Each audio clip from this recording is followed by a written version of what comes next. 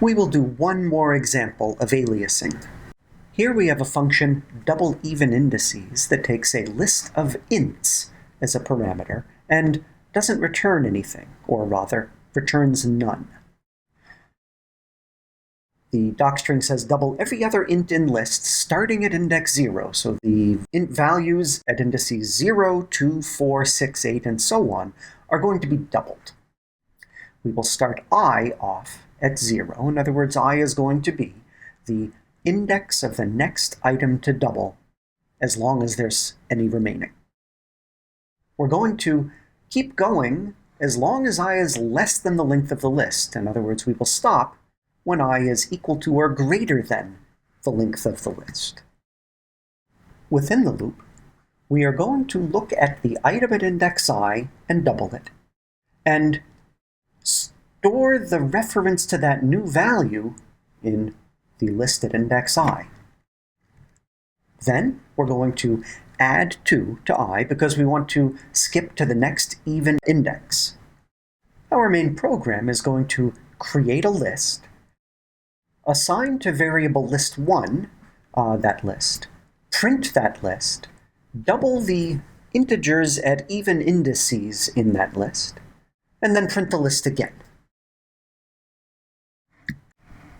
We define our function, we create our list structure, we print that list, and now notice that variable list1 contains memory address ID2, and that ID2 is the memory address of our list object.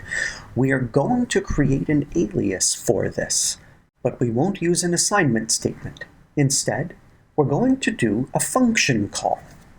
We will evaluate the arguments. We get memory address ID2, which we're going to put in variable list in the frame that is going to be created for function double even indices.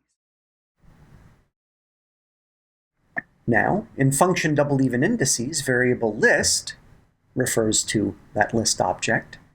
Variable list1 also refers to that list object. This means that any change we make to that list object is going to be seen by both variables. We start I off at index 0. Notice that I refers to 0.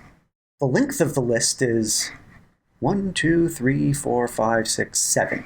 So 0 is less than 7. I'm going to look at the value at index 0 and multiply it by 2. The value at index 0 is 11. Multiplying that by 2, I get 22. And we are going to take that 22 and have list at index 0 refer to it. Now we're going to add 2 to I, and so I now refers to 2. 2 is less than 7, so I'm going to do the same thing, but this time with list at index 2.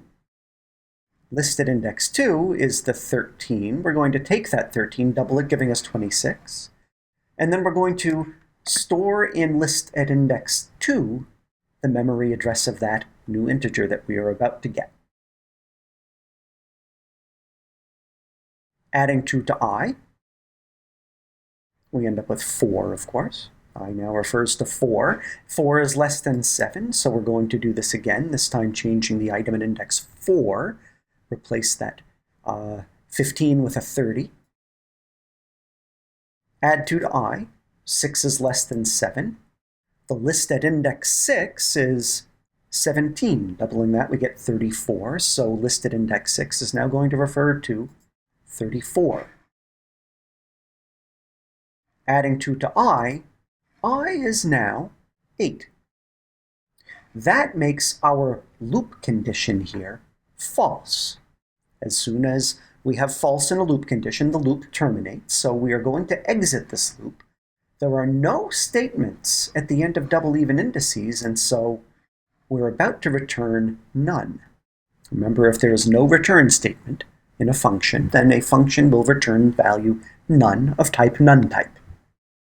Where were we? Well, we were in the main module down here. We just called double even indices. That's about to be done. So we're going to move on to line 15. List1 now refers to the list object that has 22 at index 0, then 12, then 26, 14, 30, 16, and 34. So even though we never mentioned list 1 inside this function body, list 1 now refers to an object that has been modified, so our output contains the new values. Because of aliasing, you need to remember which types are mutable and which types are not. So far, list is the only type that is mutable. All the others are immutable. Also, you need to be quite careful when writing docstrings for mutable types.